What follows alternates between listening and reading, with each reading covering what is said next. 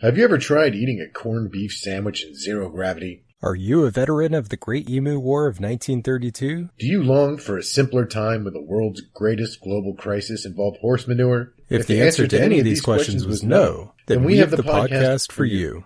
Epic Fails of History. A podcast that delves into the most epic fails of, history.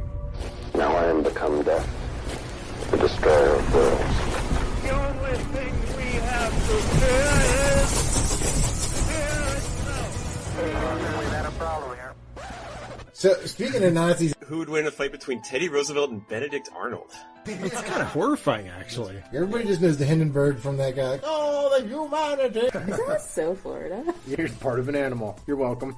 That is until they realized that a depth charge had simply rolled off of the deck. At what point do you realize it was like, oh, that was me? We're eating a corned beef sandwich in zero G.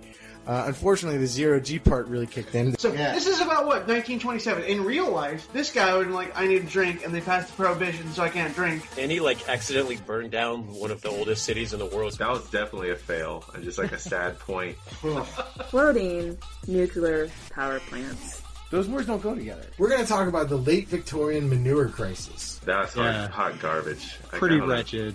Kill the Kaiser, boy. What are the chances? Accidentally shoot artillery. I just want to know what exactly was going on the ship. Well, that's not concerning at all. I'm not great at math, but... So you're like, oh great, well now I'm certainly going to die of hypothermia, and there's wolves and bears. Think about some interesting story that results in terrible destruction. That is what this podcast is about. Epic fails.